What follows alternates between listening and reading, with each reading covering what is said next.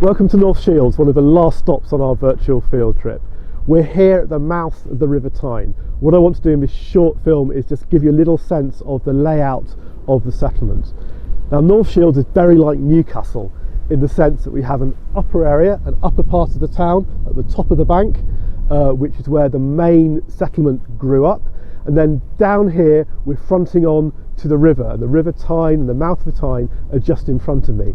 And in the same way at Newcastle, that lower lying area down by the river was largely reclaimed land, with precisely the same situation here at North Shields, where due to the pressure of space down here on the river frontage, over time the area we're standing on has slowly been reclaimed land moving into the river. Now, Newcastle owed its importance as a centre of trade, particularly trading across the North Sea and into the Baltic. North Shields' importance was primarily to do with shipping and fishing. So this area down here, the role of the fishing, this is one of the great fishing harbours of the East Coast, that was incredibly important, and also things like shipbuilding were very important, and we'll see some of the evidence of shipbuilding soon.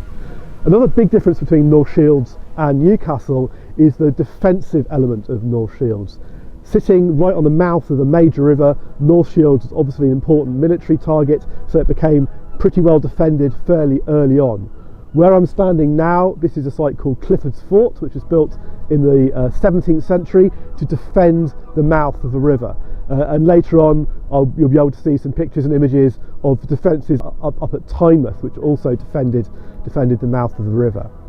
So in many ways, North Shields has similarities in Newcastle in terms of the landscape and the contrast between the bottom and the top of the bank, but also in terms of the actual industries that developed here, it's very, very different.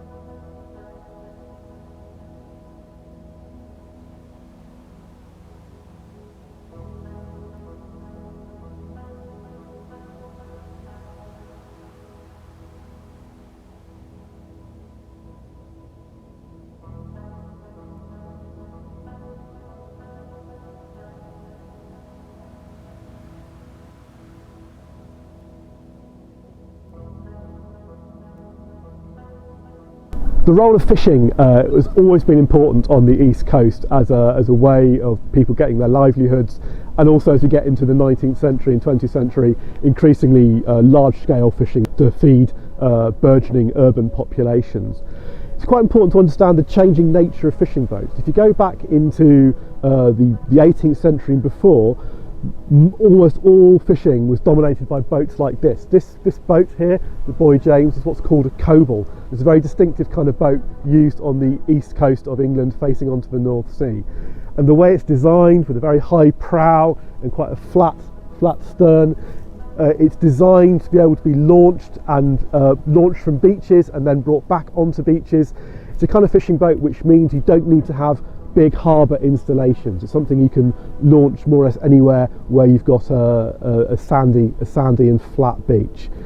As you get into the 19th century and the fishing industry increases in importance and fishing boats get bigger, you start needing proper harbour installations and quaysides, which boats with deeper keels can come up and more alongside. So as we move into the 19th century, the mid-19th century, the infrastructure you need for fishing at places like North Shields changes quite profoundly.